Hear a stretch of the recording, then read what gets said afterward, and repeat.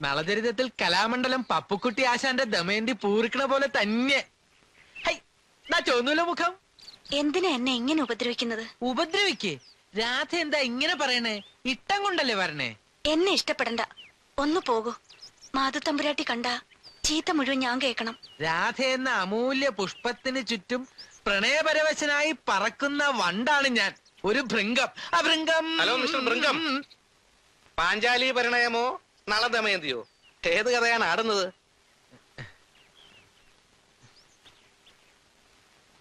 എങ്ങടെ ഓടണേ? അവിടെ നിക്കടി.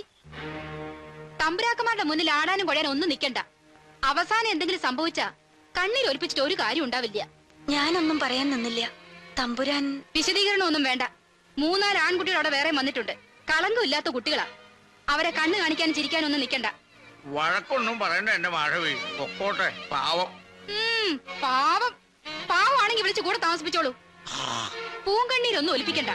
കള്ളക്കരച്ചില്. എന്താ എടുത്തേ? തള്ളയുടെ സ്വഭാവം എടുത്തു തുടങ്ങിയിരിക്കുക. ഞാൻ പറയാം നമ്മുടെ മക്കളുടെ അടുത്തൊന്നും എടുക്കണ്ടെന്ന്. പണ്ട് തള്ള തന്തയില്ലാത്ത കുട്ടിയെ വയറ്റിലിട്ട് നടന്നപ്പോഴും തമ്പുരാക്കന്മാർക്കായിരുന്നില്ലേ ചീത്തപ്പേര്? അവസാനം വിളിച്ചു തീർത്ത് ചോദിച്ചപ്പോഴല്ലേ കറവക്കാരൻ ആരുടെ പേര് പുറത്തു വന്നത്? ഞാൻ പൊയ്ക്കോട്ടെ തമ്പുരാട്ടി. പൊയ്ക്കോ. എന്നിട്ടുള്ളതും ഇല്ലാതൊക്കെ കൂടി ഏട്ടൻ തിരുമനസിനടുത്ത് പോയി പറഞ്ഞു കൊടുക്ക. ഉദയനാപുരം കൊട്ടാരത്തിലെ രാജകുമാരിയല്ലേ? നമ്മുടെയൊക്കെ ഒരു ഗതികേടേ. അടിച്ചു കളിക്കാൻ നിന്ന പാറക്കുട്ടി ഒരപ്പരെ പിഴച്ചു പറ്റിട്ട് പോയ കുട്ടിക്ക് ഇപ്പൊ നമ്മളെക്കാളും സ്ഥാനം എവിടെ? എന്തിനാ മറ്റുള്ളവരെ പറയുന്നേ? നമ്മുടെ ഏട്ടൻ തിരുമനസിനെ തന്നെ പറഞ്ഞ.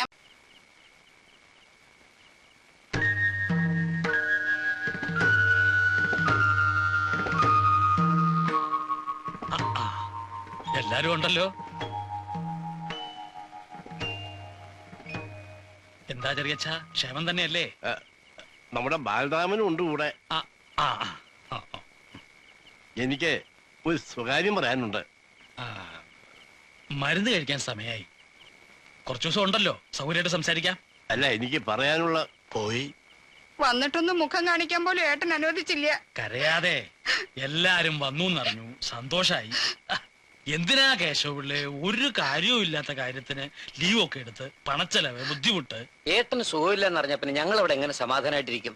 ലീവും പണച്ചെലവും ഒന്നും ഇക്കാര്യത്തിൽ പ്രശ്നമല്ല. രാജന് എങ്ങനെ ഇവിടെ എത്തി അമ്മമ്മയെ കണ്ടാ മതിയെന്നായിരുന്നു. താനങ്ങ് തടിച്ചു പോയില്ലോ. അമ്പിയെ കരച്ചിലോടെ കരച്ചില്. എവിടെ അവള്? മിടുക്കി. പഠിക്കണുണ്ടോ നീ? അപ്പോ പോണേന് മുമ്പ് വിശദമായിട്ട് കാണാം. ഞാനും അമ്മയും അമ്പിയെ ഇനി തിരിച്ചു കൊണ്ടാന്നാ കരുതുന്നേ. അപ്പോ ഇയാളോട് ഒറ്റയ്ക്കാവില്ലേ? അത് സാരമില്ല, മദ്രാസ് എനിക്കും അടുത്തു. ഏട്ടാ, ബോംബെന്ന് രവി വന്നിട്ടുണ്ട്. സുഖമില്ലാന്ന് അറിഞ്ഞ ഉടനെ വിമാനം പിടിച്ചാവും വന്നേ ബാബേന്ന്. താനിപ്പോ വിമാനത്തിലൊക്കെ ആയോ യാത്ര? ശരിക്കും താനിപ്പോ ഒരു ബോംബെക്കാരനായിട്ടുണ്ട്. ഞാൻ ഭയപ്പെട്ടു പോയി അമ്മാമേ. എന്താ, മരിച്ചുപോയി എന്ന് വിചാരിച്ചോ? അമ്മാമേ, ഇങ്ങനെയുള്ള കടുത്ത വാക്കുകൾ പറയരുത്. എനിക്കത് കേൾക്കാൻ കൂടി വയ്യ. ഞാൻ വെറുതെ നേരം പോക്ക് പറഞ്ഞല്ലോടോ. എന്താ നമ്പൂരി പിന്നിൽ തന്നെ നിന്ന് കളഞ്ഞത്? നമ്മളെന്നും പിന്നിലല്ലേ നിന്നിട്ടുള്ളൂ. ഗുപ്തനെ കലാമണ്ഡലത്തിൽ ചേർക്കണമെന്നാ വിചാരിച്ചിരിക്കുന്നത്. ഏട്ടനോട് ചോദിച്ചിട്ടാകാമെന്ന് കരുതി. അമ്മാമ്മയുടെ പാരമ്പര്യം ഞാനായിട്ടെങ്കിലും നിലനിർത്തണ്ടേ? ബാക്കിയുള്ള അനന്തരവന്മാരെല്ലാം കലാബോധമില്ലാത്ത അരസ്യന്മാരാണല്ലോ. അതുകൊണ്ട് സന്തോഷായി. എന്റെ കാലശേഷം ഈ കലയും സാഹിത്യവും ഒക്കെ നിന്നു പോവോ എന്ന് പേടിച്ചിരിക്കുകയായിരുന്നു. ഏതായാലും ഇപ്പൊ ഇങ്ങനൊരു അവതാരം ഉണ്ടായല്ലോ, നന്നായി. അത് അമ്മാമ്മ ശരിക്കും പറഞ്ഞാണോ അതോ എന്നെ ഒന്ന് താങ്ങിയതാണോ? ശരിക്കും പറഞ്ഞു തന്നെയാ. എസ്റ്റേറ്റ് കൈവിട്ടു പോയതിലാ എനിക്ക് സങ്കടം. അതങ്ങനെ കൈവിട്ടു പോവുകയൊന്നുമില്ല. അതിനുള്ള ചില പ്ലാനൊക്കെ ഞാൻ മനസ്സിൽ കണക്കാക്കിയിട്ടുണ്ട്. ഒന്ന് നോക്കിയാ എസ്റ്റേറ്റ് രാധയുടെ പേരിൽ എഴുതിയത് നന്നായി. മുഴുവൻ 3 ഭാഗിക്കേണ്ടി വരില്ലല്ലോ. എനിക്കൊന്നും മനസ്സിലായില്ല. തനിക്കൊന്നും മനസ്സിലാവില്ല. എടോ, രാധ നമ്മുടെ കുടുംബത്തിലെ ഒരു അംഗമായി കഴിഞ്ഞാൽ പിന്നെ എസ്റ്റേറ്റ് നമ്മുടെ കുടുംബത്തിലേക്ക് വന്നു ചേരില്ലേ? എന്റെ ഭഗവതി, നിങ്ങളുടെ ഒരു ബുദ്ധി. ബുദ്ധി എന്റേതല്ല, ദേ ഇരിക്കുന്നു ബുദ്ധിമാൻ.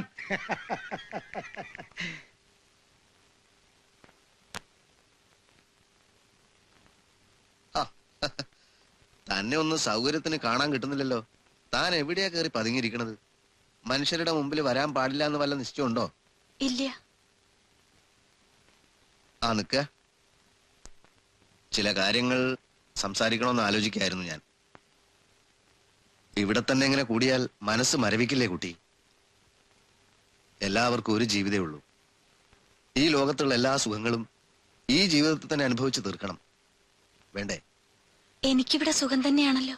ഇവിടെ എന്ത് സുഖം? അമ്മാമയ്ക്കും അമ്മായിക്കും 3 നേരം വെച്ച് വിളമ്പി കൊടുക്കുന്നതോ? കുട്ടിയെ ഒരു ദിവസം ഞാൻ കൊണ്ടുപോവാം ബോംബെക്ക്. അച്ഛൻ എന്നെ അന്വേഷിച്ചു. നിക്കുക. നീലഗിരിയിലെ എസ്റ്റേറ്റ് രാധക്ക് ഒറ്റയ്ക്ക് നോക്കി നടത്താൻ പറ്റുമെന്ന് തോന്നുന്നുണ്ടോ? എസ്റ്റേറ്റോ? അതെ. ഞാനെന്തിനാ അതൊക്കെ നോക്കണേ? ആ, രാധയുടെ പേരുള്ള എസ്റ്റേറ്റ് പിന്നെ മറ്റാരെങ്കിലും നോക്കി നടത്തുവോ? നീലഗിരിയിൽ ഒരു ബംഗ്ലാവ് പണിയിപ്പിച്ച് അവിടെ കൂടിയാലും എനിക്ക് കുഴപ്പമൊന്നുമില്ല. നല്ല സുഖമായിട്ടുള്ള കാലാവസ്ഥ അവിടെ. ഈശ്വര, എനിക്കൊന്നും മനസ്സിലാവണില്ല. ഓ, അത് ശരി. പുറകെ വന്നതാവും കുട്ടിയുടെ. അതെ, ഞാൻ ചെറിയമ്മോട് പറഞ്ഞു കൊടുക്കും താനിങ്ങനെ ചില വൃത്തികെട്ട കാര്യങ്ങളിലൊക്കെ ചെന്ന് പെടുന്നു. ഒരു വിരോധം ഇല്ല. ഇത്തരം വൃത്തികെട്ട കാര്യങ്ങളിൽ രവിയേട്ടൻ താല്പര്യം കാണിക്കാണ്ടിരുന്നാ മതി. മൂത്തവരെ ഗുണദോഷിക്കാരൊക്കെ ആയോ താൻ? പോയിക്കോളൂ.